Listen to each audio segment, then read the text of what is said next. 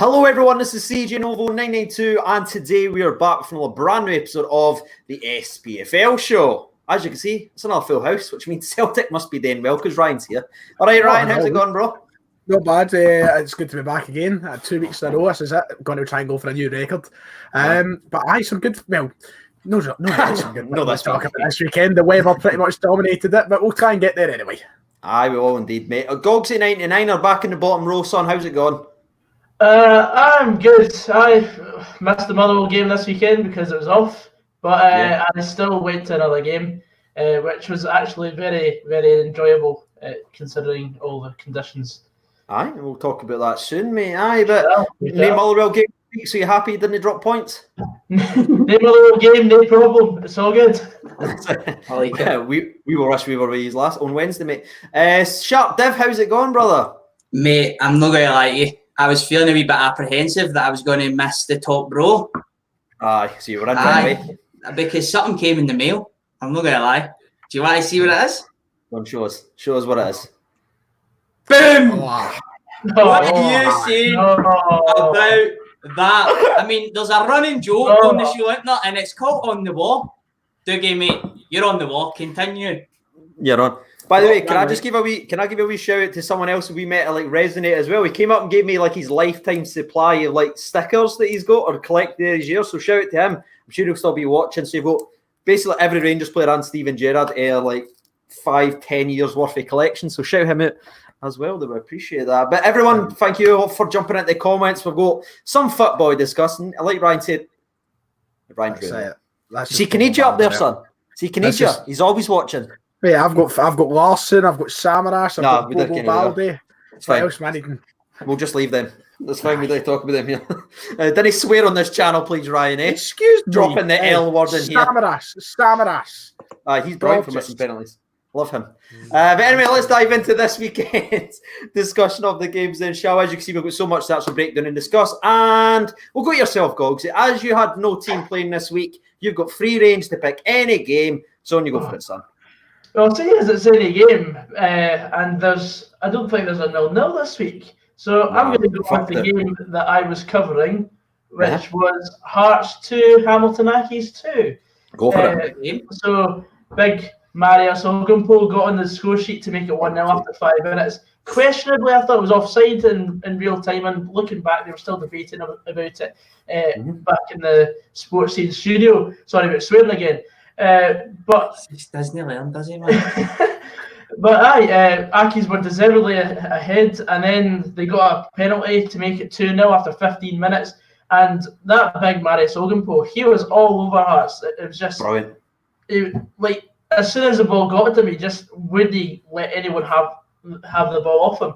And he won the penalty as well.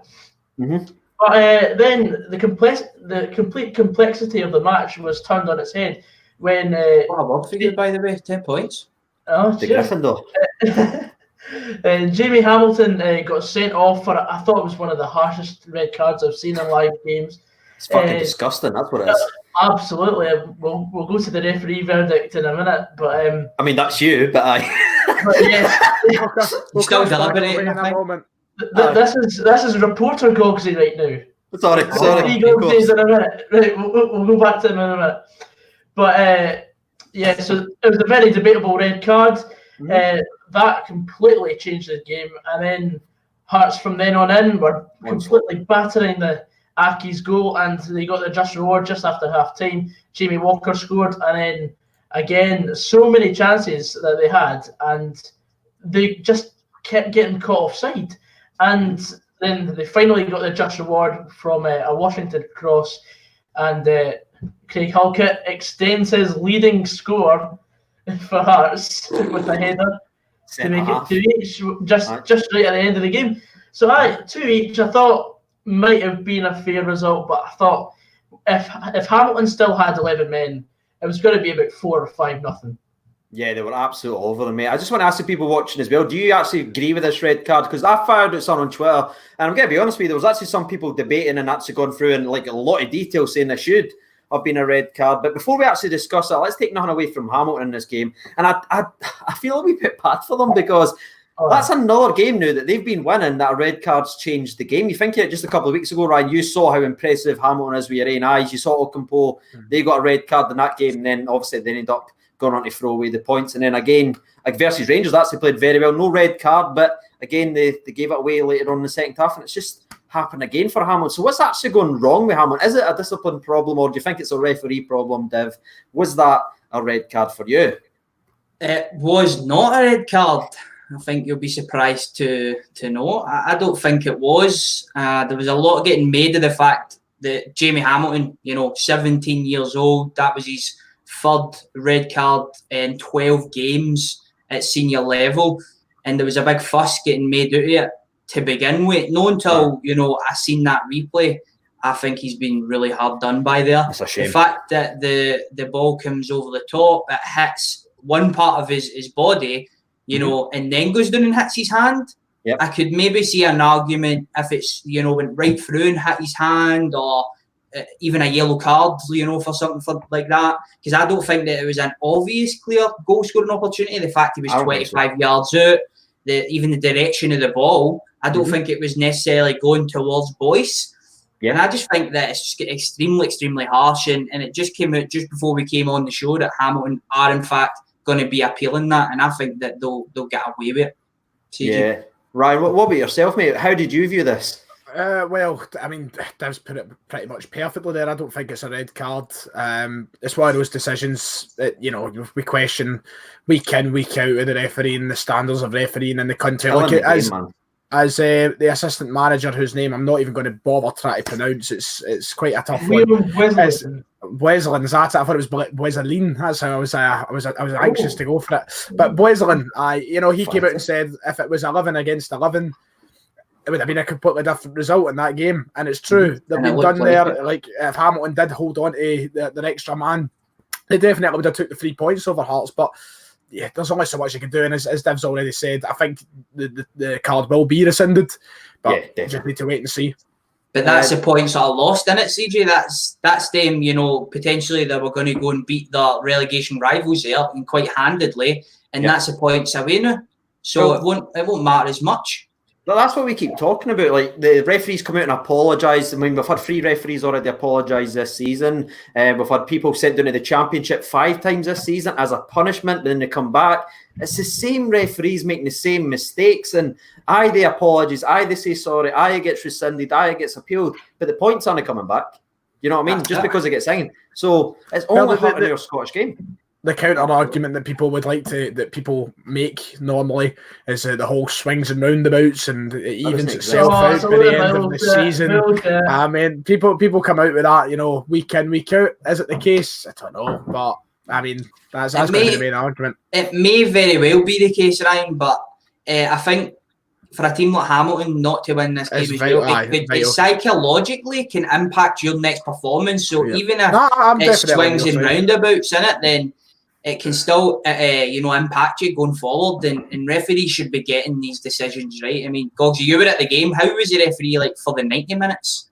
For the night, I thought it was quite infuriating from both sets of fans, because I thought Clancy, I think it was Clancy, that I just thought he was really poor. But I mean, that is never a red card in a million years. For a starter, it may be deliberate handball, but that's a yellow card offence. Yeah, and it's only meant to be a red card if it's denying an obvious goal scoring opportunity. But the thing is, Hamilton would still be goal side of the ball, of Boyle, before he actually gets to the ball. So it's a clear yellow at the very most, in my opinion. Yeah. And even in the letters of the law, if you actually check it out, because a lot of people's been actually sharing that, says it's a direct free kick if it touches the ball, except for the above offences, directly from the player's own head or body, including the foot. So that means if it hits off and goes straight to the hand, it's a handball. And it quite clearly hits off the guy's chest, goes onto it. So not only should it have not been a foul, the cunt should never been sent off. And you saw his reaction. He was absolutely greeting his heart out on his way out. 17-year-old laddie, back-to-back sending-offs. Man, we talk about it from just a human level. Third of the season for him. Like that could really impact this young laddie for his entire career now, because he's getting reputation already. He's getting sent off every time he comes in and plays. So I like the way that Hamilton responded to it. because sorry, Gogsy, but I just feel like I like the way it responded it because they clearly have his back, and I think potentially he's walking off the pitch distraught there because he thinks that's potentially like my place in this team gone with the amount of red cards that I'm seeing, and I like the way that Hamilton have came out and took his back, definitely. Definitely, mate. But from a Hearts perspective, then we're seeing a wee bit of reaction. Yes, there was the red card. We're trying to look at it from the other perspective. Hearts looked dead and buried there. Like you said, they're relegation rivals. They needed to get something, and they did claw their way back into this game despite absolutely playing horrendously until they were 2-0 down and against 11. But from a Hearts perspective, what we've seen from Hearts, Ryan, what's going on now? Because people like to sing their songs when they get a one-off result, but it's stuttering. And has there been any improvement under this manager, in your opinion? Well, this week I won't start off with a song. I feel like there's definitely no reason to do that this week. Like, the story is with Hearts is, every single week, including myself, a lot of the majority of people are going to come out, they're too good to go down. But every week they seem to, they just every week they just make you doubt that, and they make you change what you're saying because they are showing that they might not be good enough to stay up, and they could genuinely go down. You can't get the job done at home against a team down at the same end of the table as you. That you hate. And you're relying on some luck. If you're relying on 90th minute goals and red cards, then maybe there's a genuine question that they aren't good enough and they could go down. Now, I still do believe that they will stay up this season. Yeah. I do think they will. But has there been Stendo? I don't think there's been an improvement. I think the intentions of everything he's wanted to do look on paper very good. He's made some good signings. He wants to bring, as they say in the chant, high press attacking football. The intentions are positive, but the results are not. And they've got to sort it out because, if they don't, then yes, they are at the risk of going down. But also Stendo's at the risk of losing his job because I think Anne Budge isn't going to show the same sort of loyalty she showed to Craig Levine. Still there. And the fans will cry out for change as well, despite the Rangers win, bringing a little kind of, sorry, bring it up, lads. But despite that win, bringing some positivity, when bringing a lot of positivity to the side of that result, it just gets reversed. And sometimes I'm all starting to doubt myself. I do think we'll stay up, but that brings a good question. We can actually finish off with that. I'll just go around to everyone and the people in the chat as well. Will Hearts go down? Because this was a massive game for them. This is a potential 6-pointer, as you hear, going down south all the time. We've heard from Ryan. They think they're going to stay up. Div? Up or down? CJ, go for it. They're bottom of the table right now. I think that they should be four points away from the second best team because I think that Hamilton would have went on it and beat them. Let's not forget Daniel Stendo has got one win domestically since he's come in. That isn't good enough if you're going to stay up. And everybody always is saying, look at the squad, look at this, look at that, but I believe there is about 11 or 12 games left in this season, and I just don't see how Hearts, who, this is a game that they should have went into and they should have seen Hamilton off, in my opinion, because Hamilton had conceded 12 goals, get into this game, it's at Tynecastle, but they get battered. At the end of the day, it took them till the 87th minute against 10 men to get an equaliser. So, CJ, I think that Hearts are going down. Go to 99er. That's one each so far. The split will say a lot. I think the split is when they've got to pull it out the bag if they're doing it. But there you go, if they are. No. I believe it. I think St Mirren still have a chance of going down, but I don't. But I do not want to jinx anything because we could be playing them tomorrow if the game's on. But the thing is, with Hearts right now, they should be, as I've said, 4 points below Hamilton. And the thing is, they've struggled against the second worst team on paper this season. Right. They've not won against Hamilton, and that just shows a lot.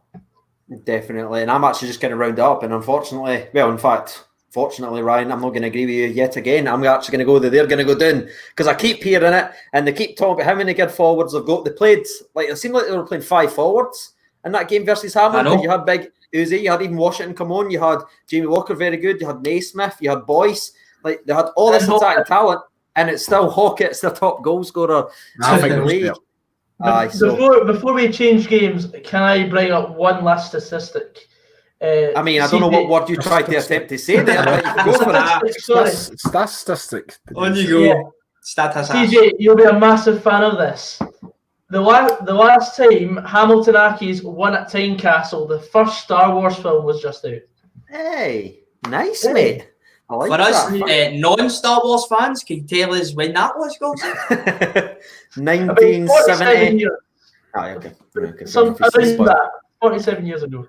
There you go. And just to finish up on the old Hearts and the Hamilton game, you've got JVC Cam. Relegation may be the best thing to happen to us, lads. It could force major change. We're in dire need for it. And that's kind of a fair reflection on there. So thanks for writing that in there, buddy. But we'll go to yourself now, Ryan. On to the next game, son. What would you like to talk about? Well, I am going to take it away with, let me see, we'll go for Kilmarnock and Hibs. We'll go over there. In a game where Aberdeen are continuing on a decent run under Jack Ross. You just look so happy.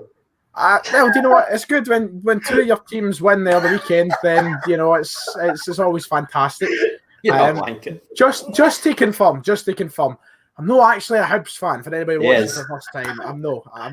He's a closet Hibs fan. Well, think about it. No, but you know, this was always going to be a tricky game for Hibs going here after Kilmarnock got a fantastic result. Sorry again, lads, beating Rangers midweek.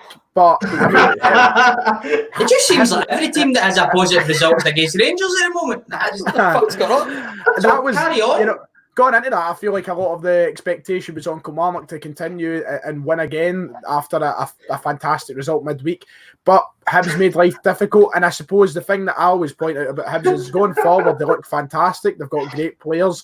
They play good attacking football, and they're getting the best out of the likes of Boyle. They're getting the best out of Doige. They've even got McNulty scoring goals now after signing him. Yep. They've got fantastic attacking players, but they've always struggled at the back.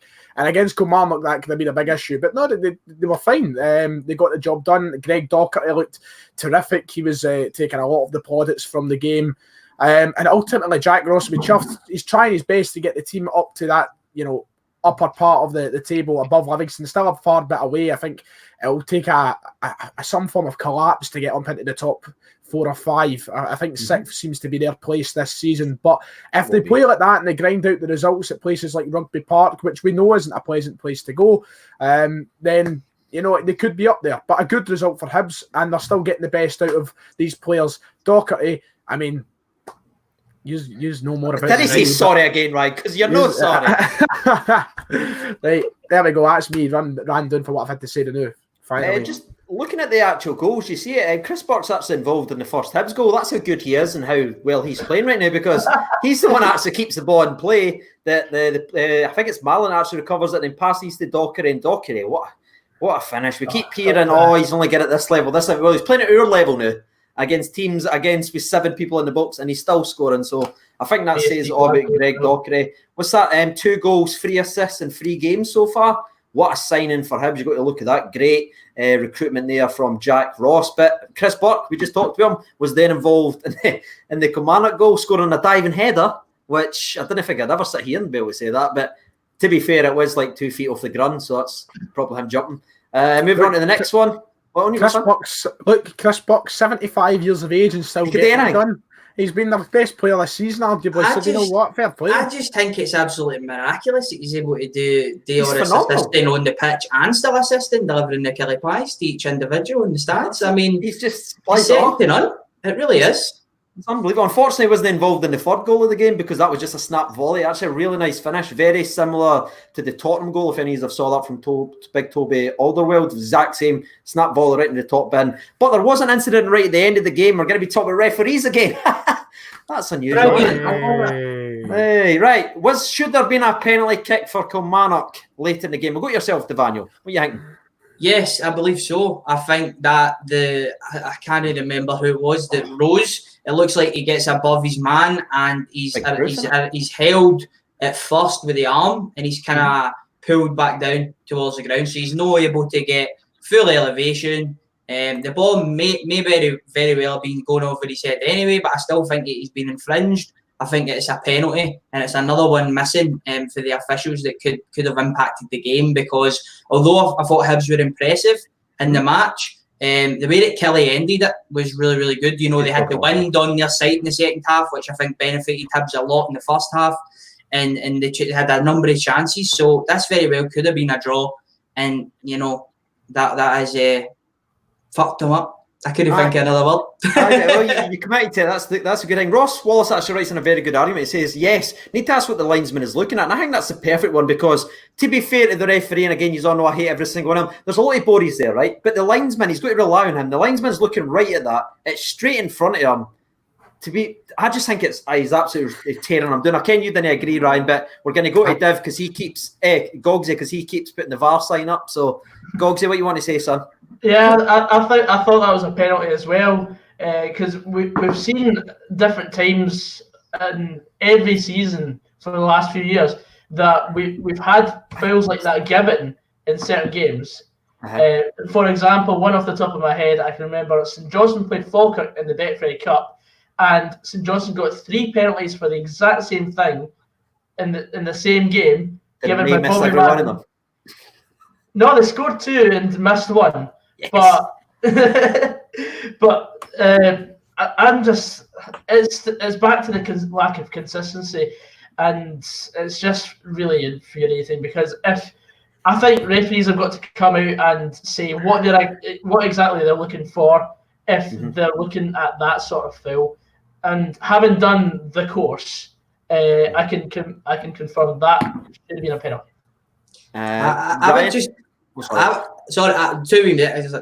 was just going to say, like, I would really know what Hibs fans' perspective on this would be, on this incident. And talking about Hibs fans, obviously, Ryan, continue. I've watched it constantly. I've watched it 10,000 times at this point. I just can't make my mind up. But I think I'm on the side of no penalty. I swear to God, it's no Hibs bias. If it was that in the other box, I don't think I'd give a penalty either. I don't think it's a penalty. I know he's not really, but he's like his hands up, right? Fair enough. Physically, we see this happen in the box all the time when it comes to corners, right? Maybe we should try and eradicate all of it. It doesn't happen. But the way that the penalty versus Celtic was one the Kilmarnock player goes down, it's like he dives to the ground. It's like I don't see there's no reason for him to go down the way he does. Now, I can understand the frustrations about restricting him, not allowing him to get up to his highest, how is he going to challenge for the ball if he's getting held like that? He still does it. He gets up to the ground. He goes up. It doesn't matter if he gets up, Ryan. He doesn't get pulled to the ground. I think you need to watch it in slow motion, mate. I've watched it in slow motion. I've got it up. Were you watching the clip in fucking Storm Dennis and your glasses were all water or something? It's just, look, I'm telling you. Watched it for this angle, right? I can't. I wish I could send you the angle I'm watching it for right now, okay? Right? But this is what I'm going to This is what I'm going to talk you through. Hibs TV, he does have a subscription mode, doesn't he? Right. So the Kelly boy goes up, and yes, right. Ryan, fuck's sake, you just need your helmet. Everyone stop talking at each other. Let Ryan speak, because they can hear what we're talking about. Right, Ryan, go. Right. The Hibs player has got a hold of his arm, yes. He's clearly got a hold of his arm. But the way the Kelly player goes down in a way that has no correlation to what he's doing to him. I just think he goes down far too easily. I don't think it's a penalty. I'm going to I really liked how you made the atmosphere darker there when you talked about that, as if it was getting a really serious scene. You're like, listen, let's bring the light down. I just don't think it's a penalty. I think it's too light. I can understand that both sides of the argument. Trust me, I've watched it that many times. It was hard to come at a decision, but I think Del Fabro just goes down far too easily, and he could have done a better job staying up. Did any of you hear Rocky crying there? That's because you're talking absolute shit, Ryan. Right, let's move on then. Andy Taker donates $1.99. Thank you so much for that. He says only consistency with a ref is that they're all shit. I'd agree with that, mate. I'd agree with that all day. But anyway, let's move away from that game of football then, and we'll go to yourself, Sharp Div. Which game would you like to speak about, mate? Well, let's go to a game that I think we could probably skate over a wee bit quicker. Ross County 1, St Johnstone 1, and the game starts really, really well for St Johnstone. A really nice piece of play. See Stevie May through and goal, and it is a really tidy finish. He continues his good form. I think that's something that has improved in his game. The link-up play seems to be better, and he looks absolutely clinical at the moment, if you ask me. I told you. Absolutely clinical. You know, he is the GOAT. Let's be honest. He's soon becoming the GOAT. But other than that, you know, the win really did start playing a factor in the rain, starting to play a factor. I know that was the same in all the games. There was some chances for both sides. I thought that St Johnstone in the whole controlled the game pretty well. But, in the very last minute, the 94th minute, Ross County, to be fair to them, they put in a lot of pressure on St Johnstone towards the end of the game. They managed to get it across the goal, and Billy Mackay puts it in the back of the net, a man who has been short of goals, short of confidence. But hopefully for Ross County fans, that just lifts his confidence back up, because they need goals in that side to keep them up, especially with our top goal scorer Stuart out still. And it was a big goal, tremendously big goal. I think it was actually a very entertaining game, even with the weather and the way it was going. I actually think it was a back and forth game for the majority of it. But then there was a point where it just looked like St Johnstone were playing on the rain, and they were just creating chance after chance after chance after chance. And they must be absolute spewing, because if one of them just had their head up and passed the football across goal, they could have won this game by about 4 goals. But again, if you didn't take your chances in this league, you will get punished. And that's exactly what happened. Even after Stevie May madness, which is the new hashtag, ladies and gentlemen, Ross County get their way back in it through Mackay madness twice. See what I mean? He's flipped it. He's done his job. But there is one thing I want to talk about, and it's going to be Xander Clark, because this is a guy we all know can be very, very good, right? And there was a lot of talks last season, Scotland call-ups. Xander Clark, how do I put this without being wide, has been absolutely shite now for 3 weeks, right? And I don't know where his confidence is. He can't catch that like he can't catch a football. You saw what he done on Wednesday night. He just let one roll in. Can I quickly? No, Ryan. Well, you watching something about him again? Can I defend him just very quickly? The ball was off his slippy. The ball was off. You just got to defend the lad, right? All right. Everything in this game, he just looked terrified. Every time the ball went near him, I was like, Christ, even the St Johnstone defender just started kicking balls off him. It was like trying to wake him up. What was that about? What happened there? Like, it's crazy. I think he was just annoyed at him, Ryan, and just I think it's the daftest moment I've seen all season. Like, what was the defender trying to accomplish? Knock him out. For that angle. Beautiful. He's trying to get a sub goalie on, I think. That's the way it sort of seems. And it's so weird, because Xander Clark is such a talented goalkeeper. We've seen him at his best, but he's gone through a period right now, and it shows you how much confidence actually affects you, because he can't catch a call right now. Like, everything that was coming in, he's spilling, shots going straight at him, looks like it's going to beat him. Defence, like I said, just kicking balls off him. It's mental, Ryan. How are you feeling about Xander Clark? What do you think's going wrong? Well, I think, it's not been well, put it this way, St Johnstone actually have had a very decent run of form as of recent. Recent twice, like that. But I'll try my best to change up the wording, but they have been good.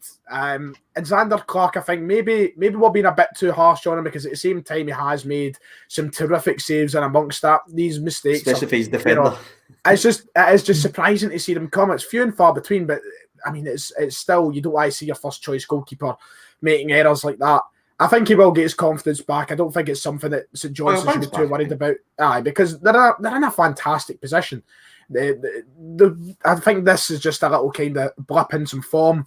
I don't see him getting dropped or anything anytime soon. No. He's still so important to them, and he makes big saves. He does make up for these things typically. I think he'll be fine. But God knows what it is. Maybe it's just mentality. Maybe he's just picked up a bit of the fear. Who knows? It could actually be. Dev, have you got anything else you want to finish on Xander Clark before we move on, mate?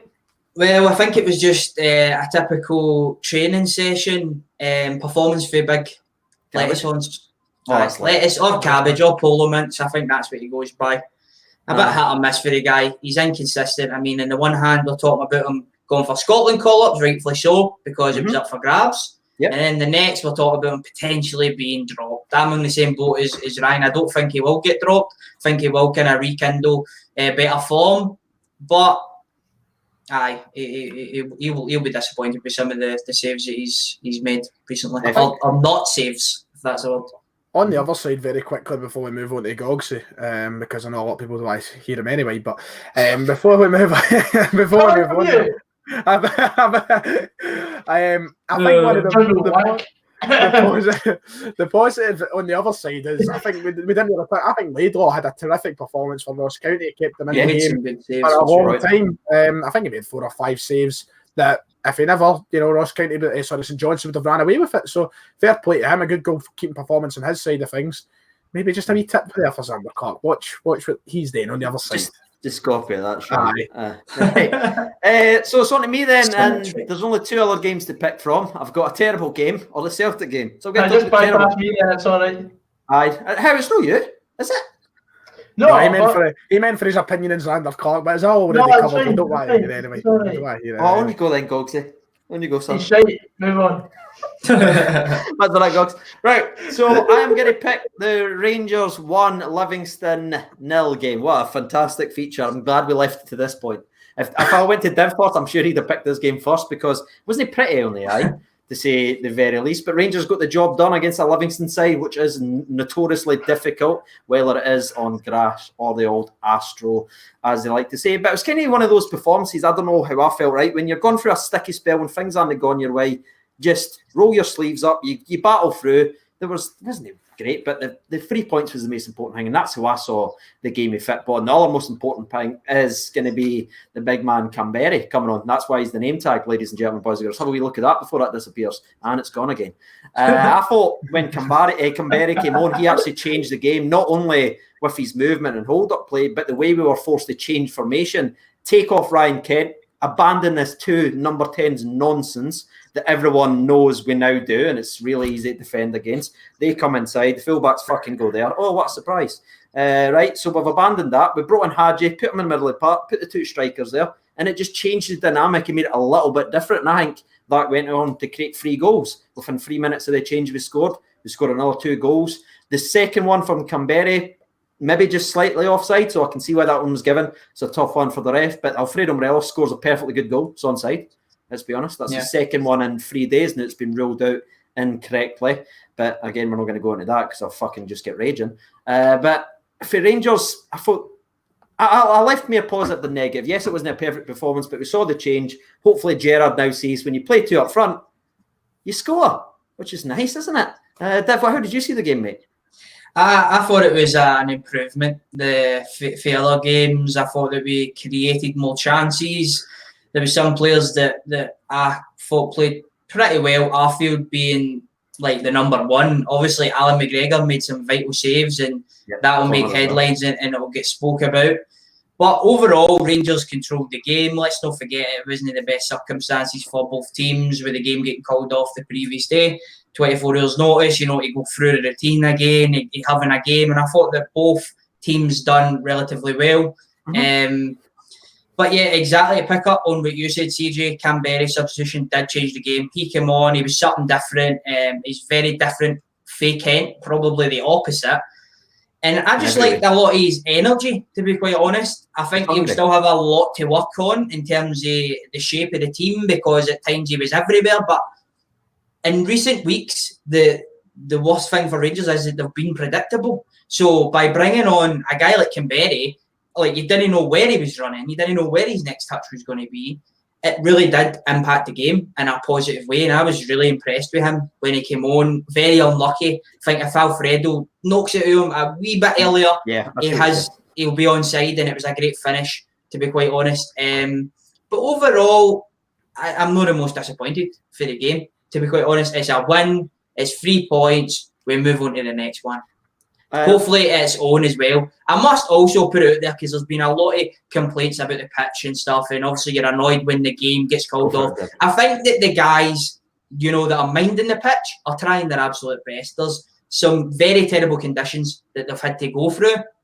I think a lot of the complaints for Rangers fans has been more aimed towards the actual pitch itself. So obviously Rangers invested in a hybrid pitch and stuff like that, and somewhere along the line something's went wrong. Hopefully we can get it back to the standard it should be at, and games don't get called off in the manner that they did. Could I throw in a fact that the 2 of you might know, but just for people? Is it about Canberra because he's a Hibs player? No, it's not about Canberra. Because he's your favourite player? It's about the pitch itself. Little fact that the pitch is actually below the river level of the Clyde, which means that the drainage systems and there was a problem with drainage. It's not as easy for the pitch to be minded in situations like this when it's below. My dad tells me this every time the weather's like this, so that's how I know. Thank you. Shout out to Ryan. Just Sharp what I've thrown out there. Perfect. Thank you. Right. Before we actually talk about Livingston, because there's actually one player I want to talk about individually, because I thought he was absolutely standing. I do want to ask your opinion on it, Ryan, because we know you like Hibs. You're not a supporter, you just support them. John McGinn left 2 years ago, right? We're over that now. You don't want them the TV. He still makes it in. But I want to just ask you your thoughts on Canberra, because there's you see what the reaction's been. Not the most accepted move of all time if you look at his Instagram. But what do you obviously have seen a lot of Canberra. What do you think he's going to bring to Rangers, and were you surprised that he did change the game a little bit? I think it is the perfect move for Rangers, but I don't want to be harsh on him and say it's a stupid move for him, because it might not be. If he makes the best of his time there, then it'll be a good move for him. I think for Rangers it's perfect, because they needed somebody who was willing, and this is a point that's been brought up a couple of times on my own channel and such. He's a perfect player to go there because he's got Defoe and Morelos ahead of him, and Rangers wanted somebody to come in and be third choice today too. And that's exactly that's his role. He came in, he's understanding that, and he's not exactly he doesn't need to complain. He's came in to be that third choice role. So in Rangers' point of view, it's a brilliant bit of business, I think. But I mean, for him, if it doesn't work out, he's not going to be welcome back at Hibs. I don't know if Rangers. That's burnt. I don't think Rangers. I mean, depending on how it goes, will he stay there? Will they make a permanent move out of it? Will they just try and loan him for another year? I don't know. Really, for him, it could be gambling. But if he makes the most of it and he plays as well as what he did the other day, then who knows? Maybe a smart move for him. But for Rangers, it's a really good bit of business. I think that Canberra will look at the squad, and I think he'll be looking at players and thinking that he's better than those players. And obviously, he's a striker by trade, but a lot of his football for Hibs recently was on the left-hand side. And that's where he kind of came on and made an impact in this game. So I think that Canberra will be looking at this. And if he keeps coming on and making contributions like that, then I can't see why Rangers when they bring him in. He's really got the chance now, considering Defoe's out injured. He'll be getting used a lot more often. There's a lot of games flying in really quickly. And it's nice to see Gerrard adapting the Neil Francis Lennon approach of 2 men up front. So maybe he will get a lot more chances if they stick with that system. But you're a dirty, sleeky bastard. But the one thing I do want to say about Canberra is that I keep hearing, like even yourself, David, you just said that if he keeps coming on, that I think the argument's been made now in that game of football, he should be starting the next league match. No in the European football, because you didn't want to play 2 up top in Europe. And that's a wee bit mental. I think our style is more perfectly suited to European football. But I'm looking at that now and saw how unpredictable we were. And just having another body there, people forget his height. He's 6'4". We whip a lot of crosses in. I would quite like to see what actually happens when we're not just rattling balls up in the air randomly, Alfredo Morelos constantly. Another board in there. I actually think his name, I'm just laughing at the comments mentioning that his middle name's Francis. But Canberra, I think he should be starting the game. But another striker really impressed me. And this was another player that Rangers was obviously linked to, and that's Big Dykes. Ryan, you obviously know him very well. Had one of his best performances of the season. Sorry, as we like to say on this channel. But Dykes, what are you thinking about him, Gogs? You saw his performance here up against Katic, who is known to be physical. In my opinion, fucking roasted Katic. Yeah, I thought he was unlucky not to have hit the back of the net. He hit the post as well. He absolutely bossed the game and ran the show. Yeah. His volley was absolutely immaculate as well, and I was finally, I don't know how you felt, but see when it hit the post and went away, I was like, oh, thank fuck, Lux actually came back to Ibrox. That's nice to see, because it looked in the whole way, but just for a physical presence, I really, really was impressed with him again, and he's just adding these performances against Celtic, against Rangers to his resume. And Div, we talked to him at the start of the season, says, you look shite.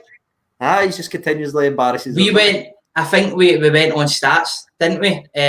But stats mean jack shit at the end of the day. Listen, look at Sinclair at Celtic, for example. If you looked at his stats, you would think he was a world beater when he was going missing in games. There's other examples of that, but he has come in, and I said it last week, I think he's took their attack to the next level. In this match, I don't know if he bossed the game as such, because I thought Rangers were pretty much in control of the game for long spells. But he did take his kind of only opportunity when it came with that volley deliciously, and McGregor gave up hope with that. He thought it was in the back of the net. But it's obviously a good thing for them that he is playing well. He's putting up decent performances. to say he bossed the game, I don't know about that. Yeah. I think he just showed like how much he actually brings to this Livingston team, feeding off nothing. And again, I just thought he just roasted Katic a bit. Or even that year when he took over from the halfway line, ran the whole distance of the park as well. But from Livingston, we talk about this now. They've only had 2 wins away from home. One of them being away to Hamilton, which is a plastic park.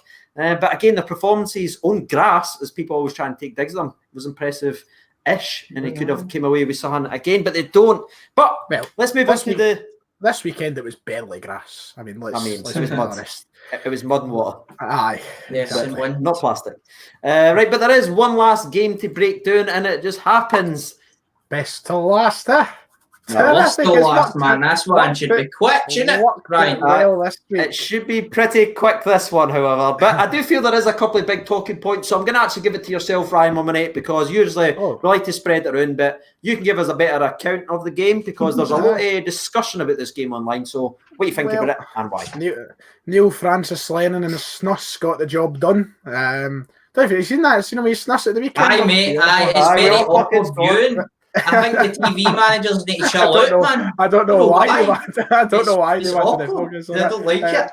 You're a fucking wanker. Hurry up. Anyway, so I think, let's get one thing straight. It was not pretty on the Celtic point of view. This is a game where Aberdeen will be kicking themselves. They know for a fact that they for the course of the 90 minutes, Aberdeen were a better team. I think up until we were better. We scored our goal. We go up 1-0, but then from there we take the foot right off the pedal. I don't know if a lot has to come down to the fact we were forced into making a change with Taylor coming off, but even at that, Aberdeen playing terrifically well in the sense of keeping it dry for us. They were also creating their own chances. It wasn't any sort of, when you play the other teams in the league and there's 10 men behind the ball. It was nothing like that. They were generally bringing the game to us and just making life difficult for the likes of Edouard and Griffiths. Griffiths had to come off. He wasn't having that great a game. So fair play to Aberdeen. I think it was, although you look at it on that side, you've got to think as well, you play a team like that, you play a team who are set up incredibly well, and we still got the job done. We fought hard. We were just as resolute as they were at times of the game, and we got a goal through Ajer, who clinically, for being in the right back position in that game, terrific finish, and that got the job done. And from there, we knew exactly what we had to do, see it out professionally, and I think that was the main message from the performance. It was very professional of Celtic. It's the kind of stuff that wins the league titles. Sometimes you're not going to play your best. You look during the week, obviously we won 5-0 against Hearts. Absolutely emphatic performance, scoring loads of goals. It's going to be hard to follow up on that, especially in the conditions and that at the weekend. But you know what? We've done it professionally, and those performances would get you over the line. And no offence to you both, but that's the kind of thing that maybe Rangers have missed over the past few weeks. We've seen it where we just exactly. It's just that sort of professional performance that wins you the titles is what's let Rangers slip down to where they are just now. So fair play to Lennon and the boys getting it done, and I'm happy. I'm overall not happy with the 90-minute performance, but when you get a result like that at Pataudry, which can prove to be difficult, you can't complain. Well, this is really proved to be difficult for you, because honestly, I predicted 8-0 for this game, and I was actually pretty fucking close. I predicted 4-1. See when I scored? See the flash the first 10 minutes? I went, okay, yes, I'm up. There we go. But aye. Unfortunately, I managed to watch the 90 minutes as well. Did you? Aye, I managed to get it before I headed off to Ibrox, mate. And I'm definitely the same opinion. I thought Aberdeen, were the better team. I think Celtic, up until their second goal, had 2 or 3 shots the full game. And Aberdeen, they made the conditions count. I think the conditions played a big part in this. And when there was moments of quality, it was probably through Edouard. He showed moments of quality, and I think that's, that wee flick to open up the game for Celtic to go and win it. That was the difference. So it was.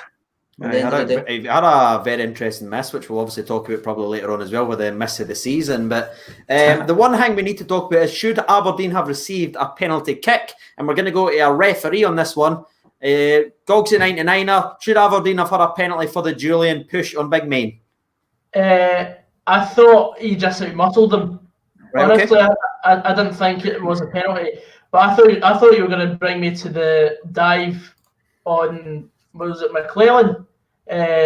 Got booked for diving earlier on, which I thought was absolutely spot on. I mean, he actually took an extra step before he actually fell over, which was the right decision from the referee for once. And I also thought he was spot on with not giving Curtis Main a penalty. Well, I'm actually just going to fire Son because I saw a foul being given against Alfredo Morelos for breathing on a guy's back on Wednesday night, and then you've got a centre-half fucking run up, full steam ahead, push the ball there. So I'd just like to see some consistency with that one. For me, and I'm not just saying this because I hate Ryan 118, I do think that could have been a penalty, especially given what just went away against Alfredo Morelos on Wednesday night. But Div, penalty. If you're even comparing it to anything else, I'm just going to agree with John Hartson. It's a penalty. What? He said... Oh, fuck.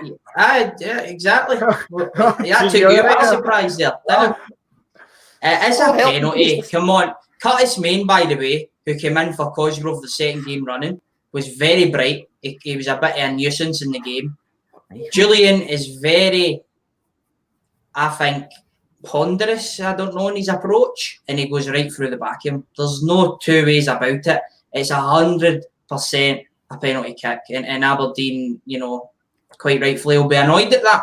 Yeah, but, and so that's 2 for yes, 1 for no so far. And we're going to go to Ryan Mominate to ask if he thinks this should have been built. This is going to be a surprise.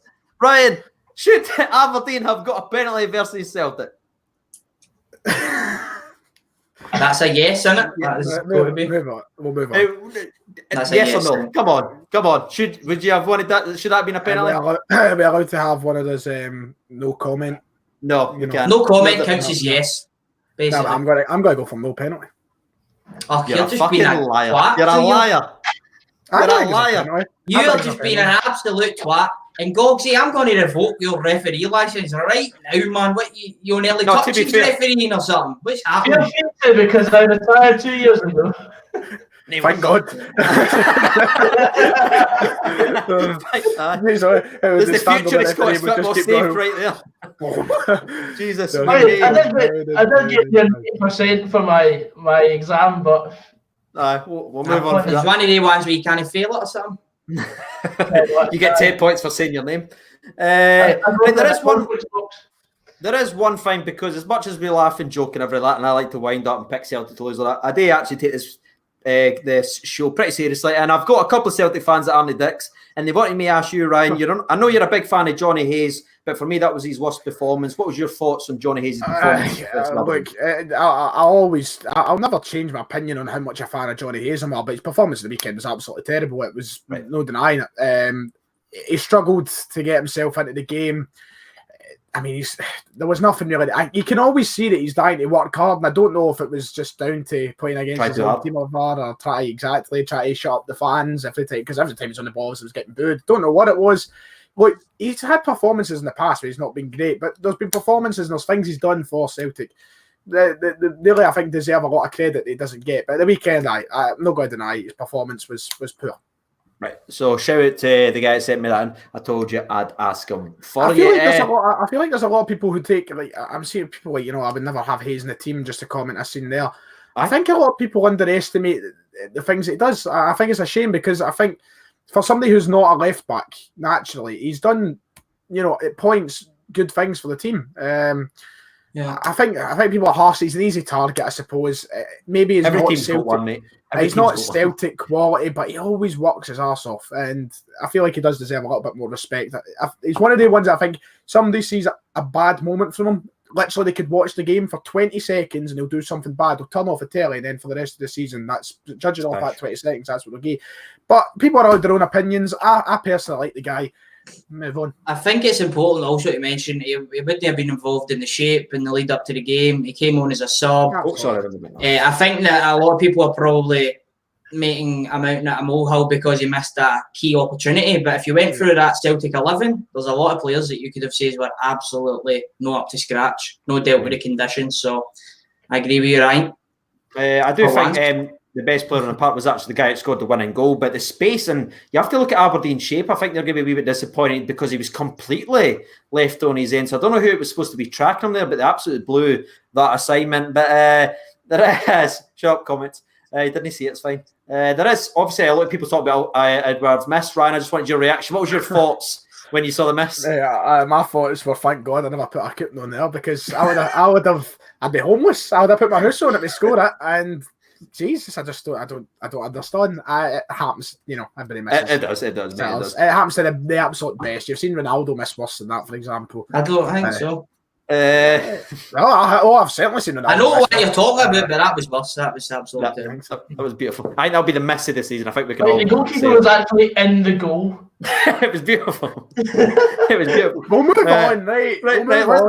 Let's move on then, because we've got a new section of the old show as we're always trying to improve it and stuff like that, and we're actually going to go to Ryan Mominate because it's his turn. It's going to be the team of the week. Now we're still going to do our 5 players of the week, but there's going to be a weekly segment now, and it's going to go to Gogs and X, and we're going to go through everyone. But Ryan Mominate, it's your turn now for your team of the week. So you want to break this down from goalkeeper to striker, what you go and who impressed you.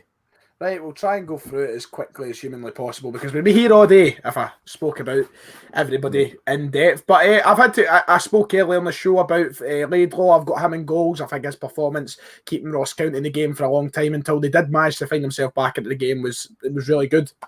And I feel like it deserved. Plus, it wasn't a week for a lot of goalkeeping heroics, so it was quite difficult. But I just went with Laidlaw for the saves that he did make. Christopher Ajer, I've got it right back. Started the game obviously originally at centre half, but moved over to the right hand side after Taylor went off and ultimately got the winning goal in the game. I thought he was Celtic's most impressive player of the weekend. I've got Halkett in at centre half along with Ash Taylor. Ash Taylor, I thought, is probably the best player in the park for Aberdeen at the back.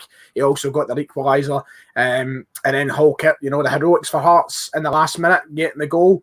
I think it's been incredibly difficult for Hearts this season at the back, as we know, but Suter has not been up to much a lot recently, taking a lot of stick from Hearts fans. Berra obviously been loaned out to Dundee as well now, so they've lost some great options there. The Halkett I put in for that save at the 90th minute. Halliday at left back, who was advised by yous, but I say it so nice. Look at you trying to fucking cover your neck. That's embarrassing for you. That is embarrassing. I did rate what he done. Nearly lost an eye. Pick Halliday yourself. Can you just clarify what the fuck just happened? He's tried to blame us. Gogs. I'm confused as fuck right now. Oh, brilliant. Cheers, Gogs. That's what... Great. In the middle of the park, Gogic had to go in for me. I think just week in, week out, Gogic's proven how big a player is for Hamilton. Along with, we'll come on to Kumpo, is that how you say it? We'll come on to him in a minute, but those two for Hamilton have been the difference in keeping them above Hearts right now. If it wasn't for those two players this season, very, very big disaster to be over there. Scott Brown, I put in. I feel like I don't know where you go that one. A lot of people raging that I have not included Scott Arfield in the team. Do you why you put Brown there? Because you picked Calder and you tried to pick up green points. Is it out of bitterness? No, I just say at the time I was struggling I was struggling. Ferguson of Aberdeen springs to mind. McLennan. I thought, look, Scott Brown dictated. I think Scott Brown dictated the pace of Celtic's game. Brown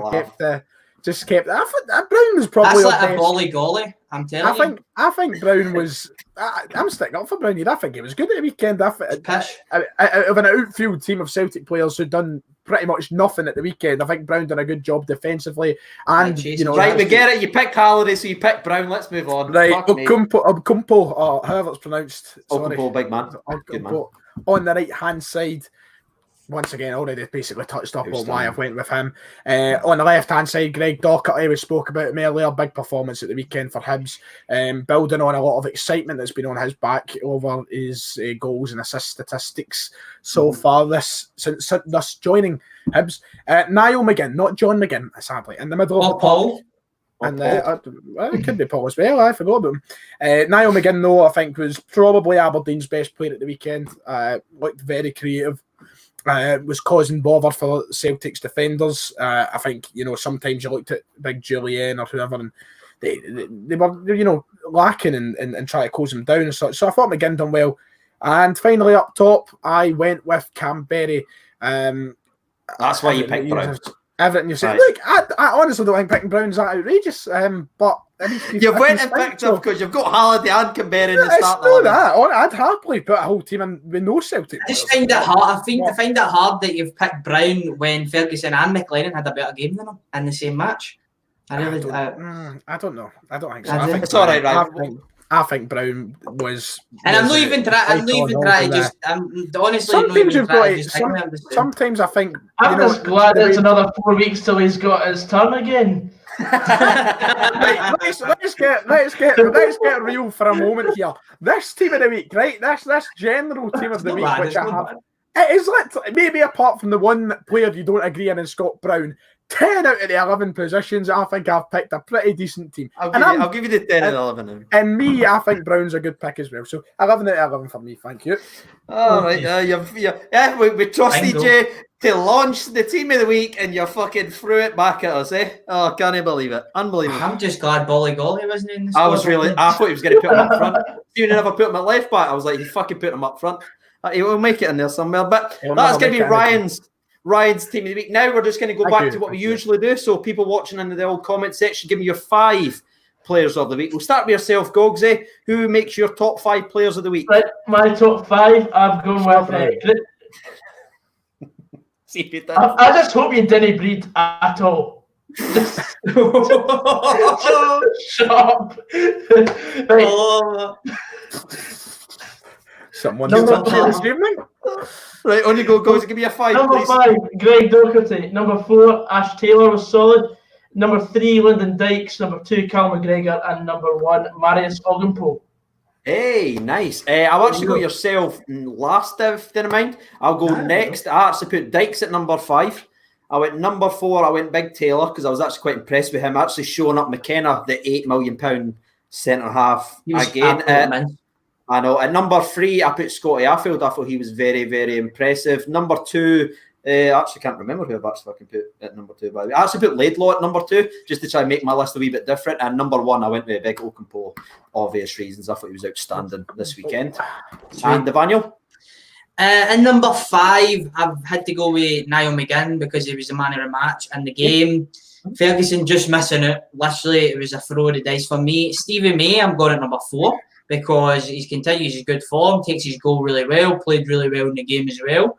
Number 3, Greg Docherty. He seems to be getting better and better, game on game. So far at Hibs, the Hibs fans are absolutely loving what they're getting for him. Number 2, the man of the match, and at Ibrox, Scott Arfield was sensational, continuing his good form, the energy that he now has. I think he's been eating the same dinners as Stevie May because both of them had 20 pace 2 weeks ago. Now they're on about 85. But at number 1, I've had to go with the man, Oggenpo, because he bossed that Hearts defence a bit. I mean, Hockett, we've got Hockett in, the team of the week, and he was getting bullied off a big man, left, right, and centre until the red card, unfortunately. I kind of want a wee bit of credit for this week's team of the week because you're not getting nothing. What is it with you wanting credit and all that? You just picked a team. I want credit here for picking this team of the week because in general, the weekend was gumph. The weather ruined it all. They could be. I think it was some really good performances. Fucking sounded like Logan Paul. It's like I had a sniff. I had to sneeze 3 times. I think going forward, we're spoiled for choice. But at the back, there was no remarkable performances by anybody this weekend. I think the goalkeeper was also really good. Made some. Can I just say, Ryan, you picked Scott Brown. You've made a mockery of the entire show. Let's move on. You don't mind this credit if that's even a hype, man. You're in your overdraft. Player of the week, Scott Brown. You've heard it here. Is that your star player of the week? The wee hashtag? That's exactly it. Right. Okay. You'll get the graphic. We'll put that up later on the night. Right, lads. Before we actually finish up, as always, it's time for my favourite part of the old prediction on. Ante announced that this week's winner finally wasn't Ryan 118. His streak is over because your man at the bottom, I think it's bottom left, depending on how you're watching the screen, Gogs 99er is this week's winner. So well done, Gogs. I'll win the lead. Inject it. By 1 point, Ryan. What is the scores at the moment? The scores are currently Ryan on 4, Gogsy on 3, me on 2, and CJ on 1. To be fair, we're coming for you. Right, this week I'm taking it serious, right? I'm not picking any Celtic 8-9. I'm not picking Celtic to get beat. As Rocky's in the screen there, but this is high quality gear here. So Ryan, go for it. I'm fucking trying. Just before we do move on to predicting the games, can I quickly ask, are we going to predict the Europa League games on Thursday evening? I think we should. Oh, well, I won't obviously because that's my content. But let's do that. That's interesting. Right, so we'll go to Thursday night first and cover it very quickly. The first one we'll go with is Copenhagen against Celtic in Copenhagen. Gogsy, the neutral, kick us off. I'm going to go with a 2-1 win for Celtic. Okie dokie. That's fine by me. I'll take that. That would be very nice. Dev? I don't know too much about Copenhagen, but I think that Celtic will have too much for them. This is a chance for Edward, I think, in this tie as well, to pick up his performances, these goals in Europe, and solidify his move away from Celtic even more, which I think he'll be desperate to do. So I think I'm going to go 2-0 to Celtic in this. CJ? I'm actually kind of agreeing with Div there. I didn't actually ken too much about the team. I've never looked at them. I don't ken how good they are or how they look, but I'm going to say 5-0 Copenhagen. No, I'm joking. I'll go score draw. I think 1-1 will actually be a good result on away from home. Well, just a very quick statistic. They've just returned to playing football on Friday there, where they were beaten off the team's second bottom of the table. So see, when I said 1-1 there, I actually meant 3-0 Celtic. That's and second in the table, I think 4 points behind Midtjylland. Midtjylland. Yes, that's is that team that we absolutely battered? Aye, so I am going to go with a 2-0 Celtic win as well.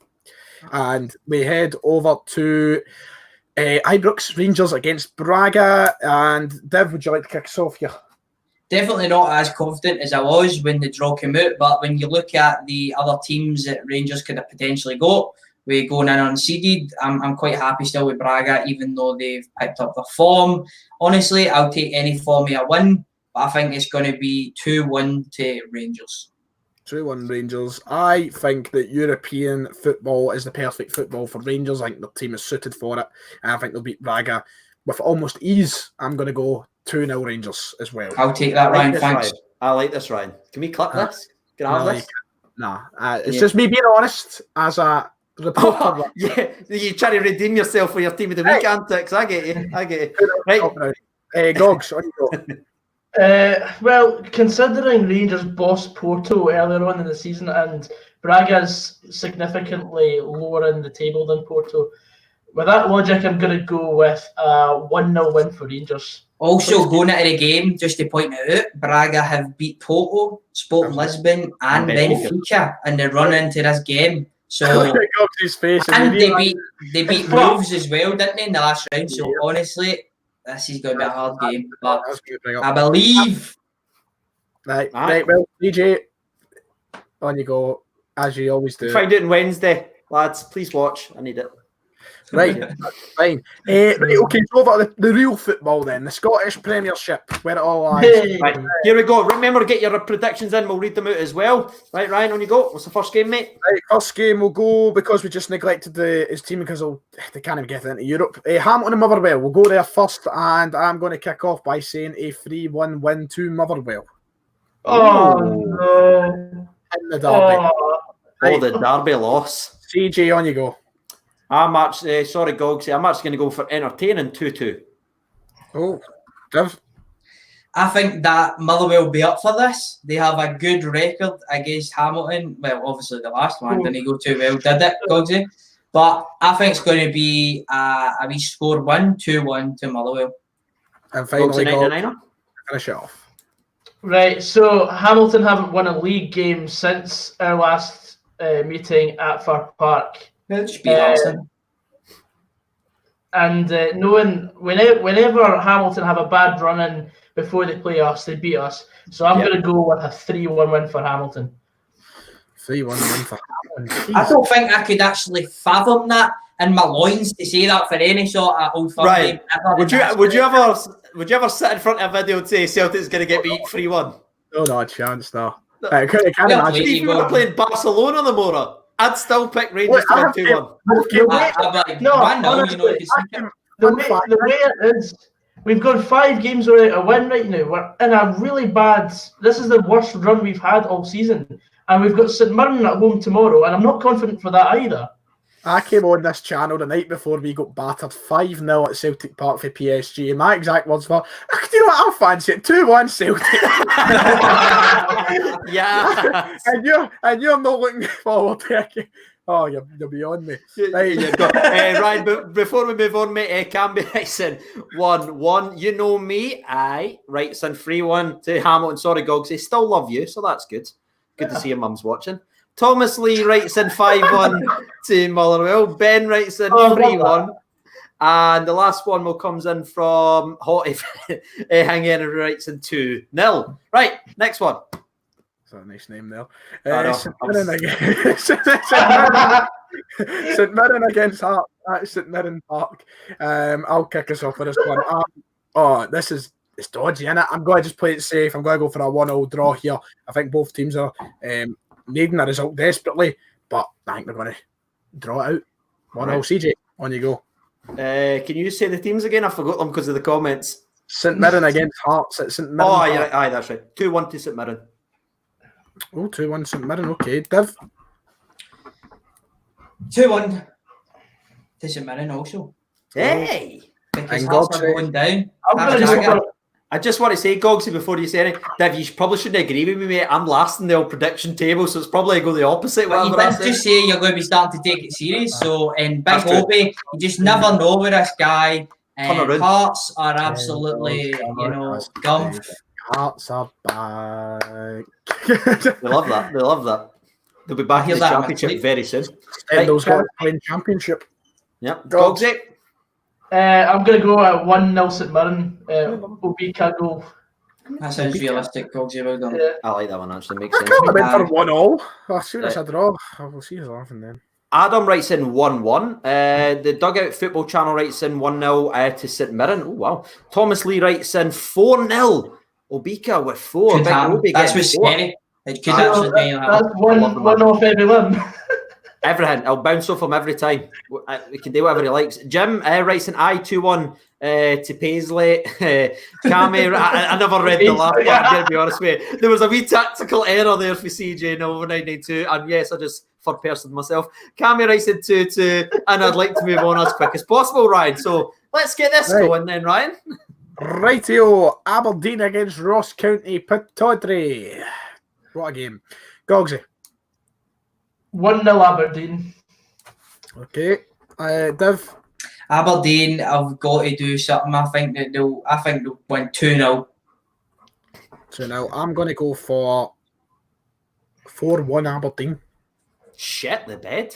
Goals, yep. Expecting another Hamilton performance. I predicted beat Hamilton. Oh, do you want credit for that as well, do you, Ryan? Yeah, I predicted 3-0. I was judged. They won 3-1. CJ. I'm actually going to go with an Aberdeen win with their typical scoreline whenever they win, and that's a 1-0. That's my one. I think I'll get back to winning ways. Well said, CJ. Thank you. Well, let's go. Right, we'll go to the comment section now. Marky Boy writes in 2-2. Jim writes in 1-0. Thanks, Jim, for not writing anything else at the end of that one that time. JP writes in 2-0 to the Sheep. Luke writes in Aberdeen 2-0. And the last one we'll read out comes from Redwood Squirrel. He's going to go with his 0-0 of the week. Aberdeen only turn up against the Old Firm teams. There it is. Right, heading over to Easter Road, Hibs against Livingston, and which will be an entertaining affair, I imagine. I'll kick us off. I've got to obviously go back Hibs here, haven't I? But I'm going to say 1-0 Hibs. 1-0. Right, Div. I think that Hibs will have too much, especially maybe it being away for him. I think that they'll come at Hibs a wee bit more, and I'm going to go for a 3-0 victory. Okay, nice. I like it out there. Of course, you love it, don't you? I put it in the wrong person, though. I put it under Gogsy, so I better change that. Right, Gogsy, disgraceful. I'm going for a 3-1 win for Hibs. Again, because Livingston are playing. Did you know I just said 3-0 and I went ahead to change it, you know? No, it doesn't work like that, Ryan. Right, CJ, on you go. Get the tip exit. Okay, I'm actually going to go with an entertaining game, but Livingston just didn't win games away from him. They just didn't. So I think they will put up a fight, but Hibs will win 2-1. 2-1 to Hibs. It's a good score line as well, I like that. All Rangers writes in 2-0. A Docherty brace. Marky Boy writes in 2-1. Aidan McDougall writes in 44-0 to Livingston. I wonder who that man I'll have supports. whatever he's been drinking. He's playing Madden. Cammy McFarlane writes in 2-1 to the macaroni versus the cabbage. That's actually a good wee line there. That's actually a really, really good line. I appreciate that. William writes in 2-1. And the last one comes in from Jasper, and he writes in 1-1. My question, Jasper Carrot. If you know, you know. I know. Program. Golden Balls. That's the one. That's it. What a program! But just very quick. Out of context, honestly. Very quickly. I mean, who thought of the combination there of macaroni and cabbage? Because, my goodness. I think we tried to skate L that round, but thanks for highlighting that. St Johnstone against Rangers up at McDermott Park. Div, on you go. 3-1 to Rangers. Right, Gogs. 3-0 to Rangers. I'm gonna go 2-0 Rangers. Can I just confirm this isn't the game that we're actually owed versus the Johnstone? This is just another game, isn't it? Aye, that's right. Yeah. That's Ibrox, I believe, isn't Yeah. it? Yes, midweek. Because I've had a couple of comments about that. So if you're watching, it's no the one we're due. That's probably going to be after the Old Firm. They'll fire that somewhere. But again, I want to give you my prediction. Sorry, ladies and gentlemen, boys and girls, you'll find that out the day before. But Darren writes in 5-2 to Hibs. That was the game before. So thanks for that. But he also writes in 3-1 to Rangers. Cammy writes in 4-0. Connor writes in 2-0. And Luke writes in 1-0. And the last one we read out actually comes from your man Jasper once again. And he writes in 3-1 to Rangers, which seems to be a popular scoreline there. Finally, the last game over the weekend. Celtic play Kilmarnock at Celtic Park on Sunday after Europa League football. CJ, I'll let you kick it off. Well, as you know, Ryan, I take this very seriously. And I'll tell you now that I'm not fucking about anymore. And you might have noticed I've left a 0-0 is my prediction so far. So I am taking it serious, and I'm going to go with Celtic at Celtic Park to finish 0-0. That's right. I'm taking it serious, Ryan. Look at Div. Okay. He's just know he's got a chance to win it here. Div, what you think? I've already got a couple of dubs, mate. You chill it, all right? Jasper Carrot. I think we've been after, a Europa League game. It's going to be 1-0 to Celtic. What did you just pump them the other day? Did you not pump them like 4-0 or something like that at Rugby Park, like the other week there? That a bounce match or something? I think that was St Johnstone. Chip myself. No, we beat St Johnstone 3-0 at McDermott Park, and we beat Kilmarnock 3-1. And Brophy scored. That was at Parkhead, wasn't it? Was that the start of the season? No, it was at Rugby Park. We played them just a few weeks ago. That's right. That's the one I'm thinking. That was the hang with the tape and all that sort of stuff. I just think away from home they'll be even worse. Like whenever they travel, they just go even more defensive. So I'm taking it serious this week, lads. All right, I'm sick of your comments saying I'm biased. All right, I'm never biased. I can see your logic in that. I do. On you go, Gogs. Thanks, Steph. I'm going to go a 2-0 win for Celtic. Go each half. I was also going to do that, so I'm just going to steal it off. Gogsy. Look, we've been strong when we've returned from Europe this year, apart from that time Livingston beat us. Just can you copy the retaining champion? He's fucking spit roasting you this week. Who has the most wins, Gogs? Sorry? Me, if you're looking at it negatively like we're in golf. I say that at the end of the season. It's a marathon, not a sprint, Ryan. Shut it, pal. That's my mindset, Gogs. It's about how you finish and how you start. I get you, mate. I get you. Right, but ladies and gentlemen, boys and girls. I forgot to read out a couple. Read out. You know me. Writes in 3-1 to Celtic. Thomas Lee 3-1 to Kilmarnock. Timmy writes in 2-1 to Kilmarnock, and Cammy B writes in 2-1 to Kilmarnock, which we love to see. There, actually, I'll be fair, Ryan. Aidan writes in 61-7 to Celtic. Okay, so at least you get one person back in a Celtic result there, which is actually. What number was that, CJ? 6. As soon as I see someone picking a Celtic win, I just switch off. But that's us all done and dusty. This has been an entertaining week. An hour and 15 minutes long, ladies and gentlemen. So thank you so much for the 240 plus who stayed all the way to the very, very long end, which we greatly appreciate. But before we wrap up today's video, as always, give them a shout out to where he's at. Gogsy, where can they find you on the internet? On Instagram at Gogsy-san and on YouTube at Gogsy99. Perfect, brother. That's what we love to hear. And Ryan 118. Right there, Ryan 118. Do you ken it's flipped, Ryan, on YouTube? But, oh, wait, is it? No, I just taking piss. Right. Dev, where can they find you, mate, on the internet? I'm just going to plug the Spfl Instagram account, which you should all be following because it gets some great content on there. And that's it. And shout out to every single person, as always, for shouting for tuning in and watching, like Wolf, Blair, Jasper, Darren, Blue, Chrissy Ladywood. We see every single week. We greatly appreciate it. What's your email, Ryan? Nah, Ken, he's fucked it for the Scott Brown. I'm not even asking him this week. He'll learn. But I'm Steve Roberto. Thank you so much for watching, and bye.